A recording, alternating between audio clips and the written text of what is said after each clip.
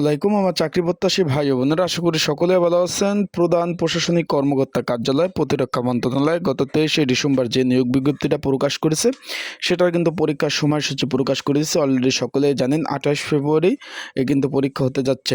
Dhaka cantonment girls school and কলেজে কিন্তু পরীক্ষা অনুষ্ঠিত হবে, সকলেই জানেন। এর মধ্যে কিন্তু একটি জনপ্রিয় পদ ছিল যেখানে সকলে আবেদন করেছেন। সে সকলেই জানেন পদের নাম হলো আপনার মেস ওয়েটার পদ, 20 নম্বর গ্রেড।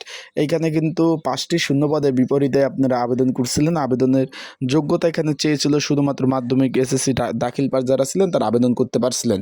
এই ম্যাথ ওয়েটার পদে 5 জন লোক নেবে।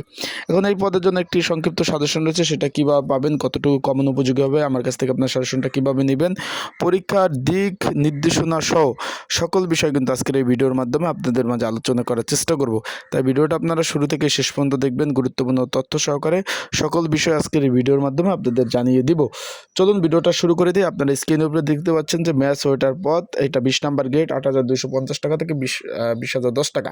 এটা কিন্তু অ্যাডমিট কার্ড প্রকাশ হয়ে গেছে। যারা এখনও অ্যাডমিট কার্ড পান নাই কীভাবে পাবেন সেটাও বলে দিচ্ছি। তার আগে বলে দেই, আপনারা যারা আমার ইউটিউব চ্যানেলে নতুন তারা অবশ্যই আমার ইউটিউব চ্যানেলটা সাবস্ক্রাইব করে রাখেন। ফেসবুক পেজ থেকে ভিডিও দেখলে অবশ্যই ফলো করবেন, লাইক কমেন্ট শেয়ার করে অন্যকে দেখার সুযোগ করে দেবেন। এই ম্যাথ ওয়েটার পদের লিখিত পরীক্ষার একটি সাজেশন রয়েছে, যদি আপনাদের প্রয়োজন হয় এই যে স্ক্রিনের উপরে যে নাম্বার রয়েছে 019945736003, এছাড়াও ডিসক্রিপশন বক্সও নাম্বার দেওয়া আছে, এই নাম্বারে আমার সাথে কিন্তু আপনারা যোগাযোগ করতে পারেন। যাদের সাজেশন প্রয়োজন আছে তারা আমার সাথে যোগাযোগ করে আপনারা কিন্তু এই সাজেশনটা নিয়ে পড়তে পারবেন। যাদের সাজেশন প্রয়োজন আছে তারা আমার সাথে যোগাযোগ করতে পারেন।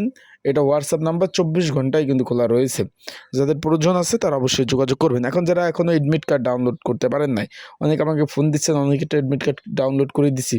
যারা এখনও এডমিট কার্ড ডাউনলোড করতে পারেন নাই তাদেরকে বলে দিচ্ছি, যারা এখনও এডমিট কার্ড ডাউনলোড করতে পারেন না, আমার এই যে স্ক্রিনের উপর যে হোয়াটসঅ্যাপ নাম্বার রয়েছে এই নাম্বারে আমার সাথে কিন্তু আপনারা যোগাযোগ করতে পারেন। যোগাযোগ করে কিন্তু আপনারা আমার কাছ থেকে এই যে অ্যাডমিট কার্ডটা আপনারা নিতে পারবেন। অ্যাডমিট কার্ড কিন্তু আপনারা আমার কাছ থেকে নিতে পারবেন। আশা করি বুঝতে পারছেন বিষয়বস্তুটা।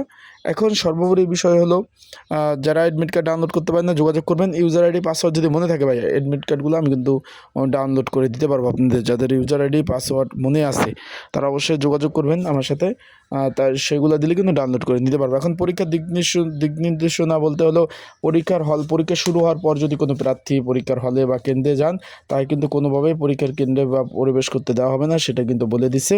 এখানে বলে দিচ্ছে যে শিক্ষার্থীদের অবশ্যই কিন্তু এখানে প্রবেশপত্র নিয়ে কিন্তু আপনাদের ইতে যেতে হবে।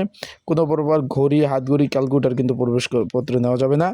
এই প্রবেশপত্রটি লিখিত এবং ব্যবহারিক এবং মৌখিক পরীক্ষার জন্য প্রযোজ্য হবে।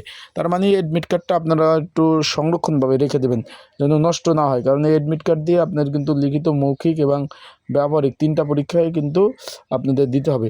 আশা করি বুঝতে পারছেন। ভালো থাকবেন, সুস্থ থাকবেন। যাদের সাজেশন প্রয়োজন অবশ্যই আমার সাথে যোগাযোগ করে আপনারা সাজেশনটা নিয়ে পড়তে পারেন। ভালো থাকুন, সুস্থ থাকুন।